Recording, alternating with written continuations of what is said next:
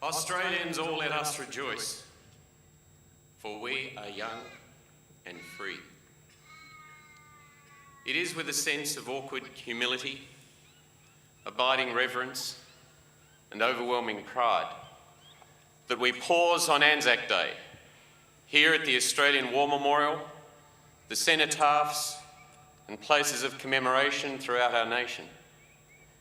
We do so as free and confident heirs to a legacy born of idealism, forged in self-sacrifice and passed now to our generation.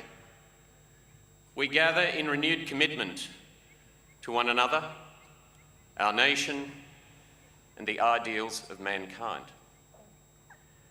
We strive, like them, in whatever adversities we will face, to be sustained by the belief in who we are and that which we have been given.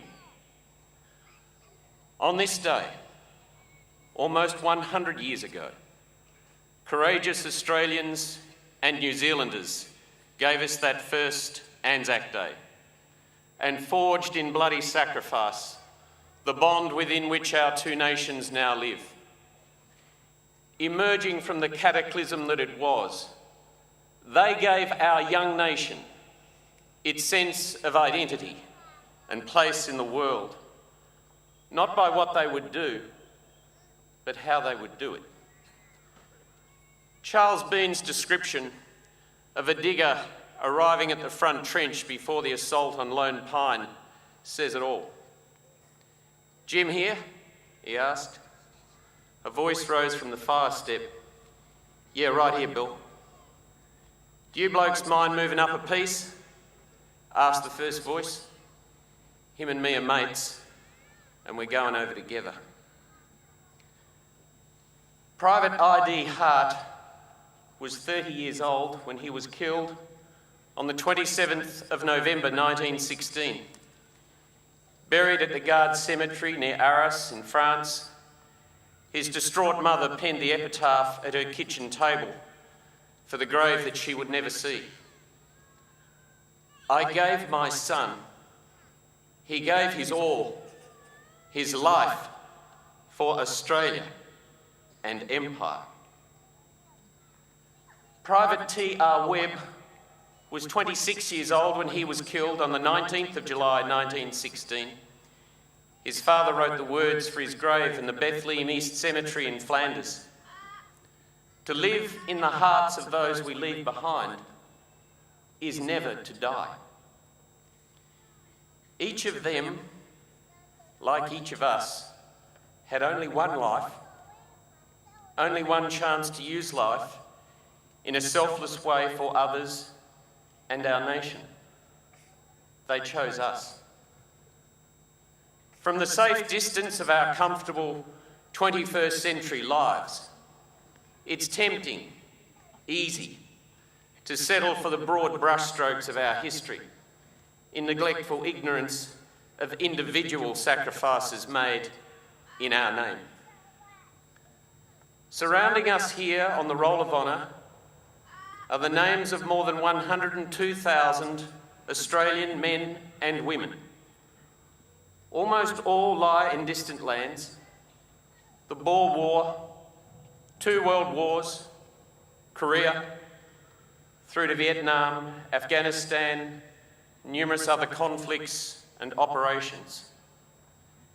Our quest as Australians for peace is unceasing, but each one of them reminds us that there are some truths by which we live that are worth fighting to defend. Each lies as a silent witness to the future that they have given us. We honour them best by the way we live our lives and shape our nation. No group of Australians has given more nor worked harder in war and in peace to shape our values and our beliefs, the way we relate to one another and see our place in the world, than those men and women who have worn and who now wear the uniform of the Royal Australian Navy, Army and Royal Australian Air Force. In this lies all that is precious, our past and our future. To young Australians looking for meaning, purpose, belonging, and values for the world that you want, as distinct from the one you think you're going to get, your journey leads here. Look no further than those values enshrined in the 15 stained glass windows in the Hall of Memory, overlooking the tomb of the unknown Australian soldier. Resource, candour, devotion, curiosity, independence, comradeship, ancestry, patriotism, chivalry, loyalty, coolness, control, audacity, endurance, and decision.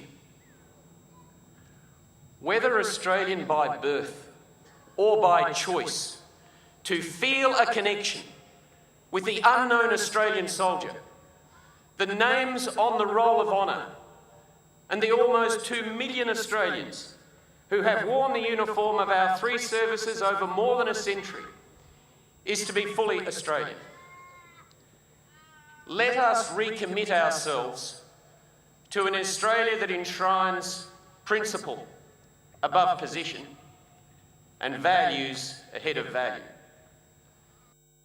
Let our Australia, like their Australia, and especially that of the magnificent Second World War generation that is now leaving us, be in Australia in which our responsibilities to one another, our nation, and its future transcend and define our race. We will be at our best as Australians if we triumph as they did over fear. Let us inspire the next generation to face the world as confident and compassionate people, imbued with an Anzac spiritual legacy of courage, endurance, and a selfless determination to help one another. The great paradox is that the most fragile yet powerful of human emotions is hope. It is the hope of a better future, of helping and of being helped in shaping that future, as individuals and as a people. It is that legacy which we honour today of men and women reaching out in support of one another that most inspires and strengthens hope. After the bloodbath that was Fromelles, Sergeant Simon Fraser spent 3 back-breaking days bringing in the wounded from no man's land. And rising from the fog, penetrating his exhaustion, a single voice pleaded, "Don't forget me, Cobber." He didn't, we won't, we never will, for we are young and we are free, lest we forget.